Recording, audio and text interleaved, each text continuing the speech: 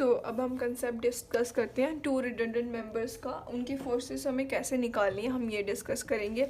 सबसे पहले आपको एक ये ट्रस्ट दिख रहा है, हम निकाल लेते हैं पहले कि ये टू रिडंडेंट वाला है कि नहीं है।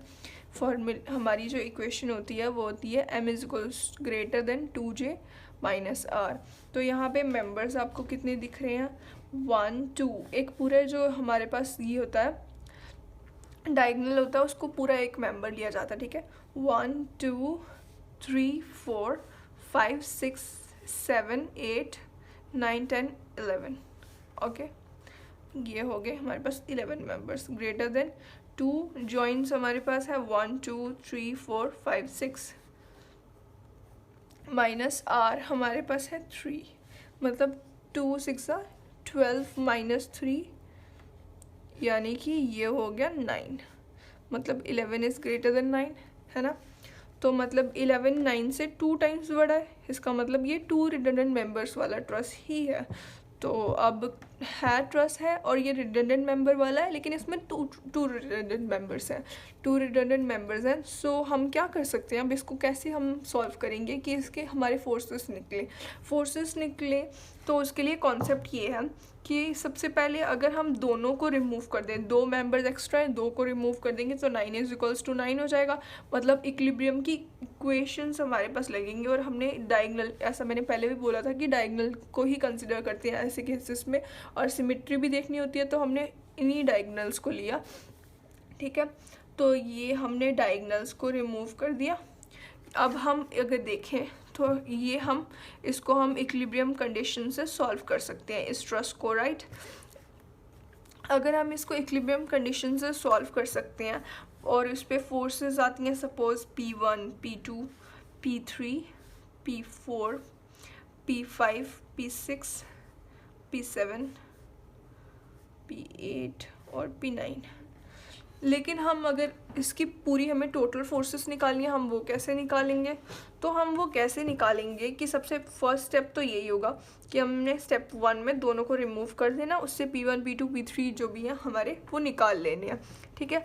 लोड्स वगैरह लगे रहने देने हैं, इस पर लोड लगा नहीं है, बट लोड्स अगर लगे होंगे तो उसको लगे रहने देना है। सेकेंड केस में हमारे पास सी डायग्राम बना रही हूँ, स्टेप 2 है ये, ठीक है। स्टेप 2 ही लिख दें हम, स्टेप 2। तो ये स्टेप 2 में क्या करना है हमें कि हमें जैसे ये था हमारे पास एक रिडंडेंट मेंबर कोई भी लेना है, ये हमारे पास आ गया ट्रस। तो ये इसका रिडंडेंट मेंबर हमने एक ये लिया हुआ, एक ये लिया हुआ, तो हम इसमें लिख देंगे 1 और 1, ठीक है। क्योंकि ये एक पूरा 1 के बराबर हो गया तो हम इसको ऐसे कर देंगे और लोड्स वगैरह जितने भी होंगे वो रिमूव कर देंगे।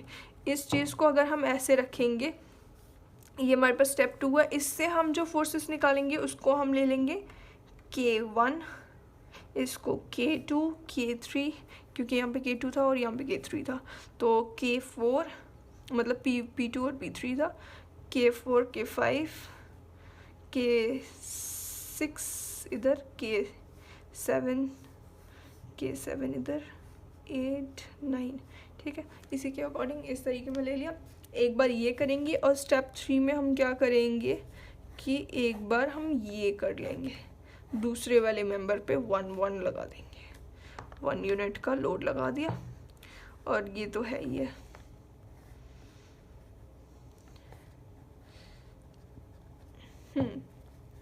तो ये लगा दिया हमने। अब इसकी वजह से जो निकलेगा, क्योंकि यूनिट लोड है तो अभी भी हम इसको K के फॉर्म में ही ले लेते हैं। ये K2 डैश हो गया, ये K1 डैश हो गया, ऐसे ऐसे करके ही सारे के सारे, मतलब K1 K2 K3 K4 dash dash dash dash सब ये हैं, ठीक है। तो इससे हम निकाल लेंगे, मतलब हमें वैल्यूज़ कौन सी निकालनी है, हमने एक बनाना है। इसके बाद पहले तो हमें फोर्स वैल्यूज़ निकालनी है, एक P1 की निकाल लेंगे, एक K1 की, एक K1 डैश की, एक मेंबर के अकॉर्डिंग, इस एक मेंबर के अकॉर्डिंग बोल रही हूँ, ठीक है। ये तीनों हमने जब वैल्यूज़ निकाल दी तो हमारे पास अब ये तो निकाल दी है, लेकिन ये इसके बराबर थोड़ी ना हो जाएंगे तीनों का सम। ये तो हमने पहले भी किया था, हमने पिछली बार जो हमने एक रिडंडेंट मेंबर था उसमें क्या किया था हमने, अगर हमारे पास सिर्फ एक रिमूव करते थे तो हम इसको x से मल्टीप्लाई कर देते थे। अब इस केस में क्या करेंगे, जो इसका हमारा जो x है, इसका सपोज x है और इसका y है ना, यहाँ पे जैसे मैंने दिखाया भी हुआ है। तो जिसका x है उसको x से मल्टीप्लाई कर देंगे, जिसका y है उसको y से मल्टीप्लाई करेंगे। तो हमारा सपोज ये s1 था, s1 हो जाएगा p1 plus x k1 plus, so ये s is equals to p1 plus x times k1 plus y times k2 हो जाएगा, और s2 हो जाएगा p2 plus x times k2 plus y times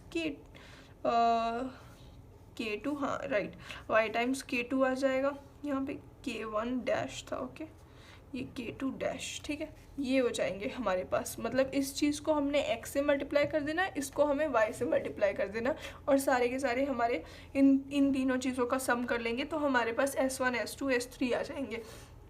लेकिन ये चीज़ करने के लिए हमें x और y की वैल्यूज़ भी तो चाहिए, तो हम x और y की वैल्यूज़ कैसे निकालेंगे। पिछले केस में हम क्या करते थे, x और y की वैल्यूज़ ऐसे निकालते थे, मतलब एक टेबल बनाते थे, उसकी वजह से उसके अकॉर्डिंग x की वैल्यू निकालते थे। बट इस केस में क्या करेंगे, हमें बनानी है इक्वेशंस से निकालना है।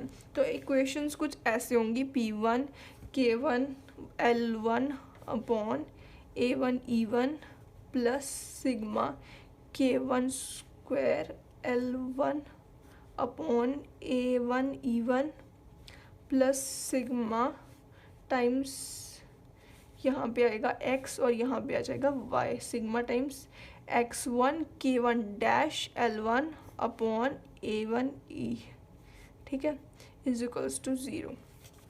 ठीक है, अगर ये वाली एक इक्वेशन होगी और दूसरी इक्वेशन हो जाएगी p2 k2 l2, wait p1 k1 ही है ये, मतलब ये बताने के लिए तरीका है, p k l लिख सकते हैं इसको हम directly, p k l upon a e1, ये बताने के लिए सिर्फ है। तो ये p k l upon a e, अब 1 1 सबके साथ लिख ही देते हैं, तो ये हो जाएगा, ये आ जाएगा, यहाँ पे अब आएगा y सेकेंड टाइम, k1 का square l upon a1 e plus x times k1 dash l upon a e is equals to 0। Second case में ये हो जाएगा। अब इससे क्या होगा कि एक मिनट, यहाँ पे आ जाएंगे डैशेस, और ये डैश तो वैसे भी सेम, तो इससे क्या होगा कि हमारी दो इक्वेशंस बन जाएंगी। जब ये दो इक्वेशंस, ये हम वैल्यूज़ निकालेंगे टेबल से, ये सारी वैल्यूज़ हमारी टेबल से निकल जाएंगी। जब ये दो इक्वेशन से हमें, अगर हमें सपोज़ इसकी वैल्यू पता है, ये वैल्यू है सपोज़ इसकी वैल्यू 5 है, ठीक है, और इसकी वैल्यू है 6, x times 6 plus y times यहाँ पे हो जाएगा 7 इज इक्वल्स टू 0। ये दोनों सेम है, तो ये हो जाएगा 7 टाइम्स x नीचे प्लस इसकी वैल्यू सपोज कर लेते हैं हम 4 है, 4y प्लस यहाँ पे ये भी डिफरेंट है क्योंकि यहाँ पे k1 डैश है, तो ये हो जाएगा हमारे पास यहाँ पे y है, ठीक है, और ये x है, ये भी x है और ये y है, यहाँ पे हम ले लेते हैं 3, ठीक है, ये इक्वेशन बन जाएंगे। अगर अब ऐसी दो इक्वेशंस हैं, दो अननोन्स हैं, तो हम इक्वेशंस में से x और y की वैल्यू निकाल सकते हैं, है ना। तो हम ऐसे करके x और y की वैल्यूज़ निकालेंगे और इस इक्वेशंस में पुट करेंगे, तो s1 और s2 और s3 ये सब के सब हमें मिलते जाएंगे। ये कॉन्सेप्ट है हमारे 2 रिडंडेंट मेंबर्स का, और इवन मैंने एक वीडियो में बताया हुआ है कि रिडंडेंट मेंबर्स कैसे रिमूव करने हैं, तो आप वो भी देख सकते हो। Thank you so much.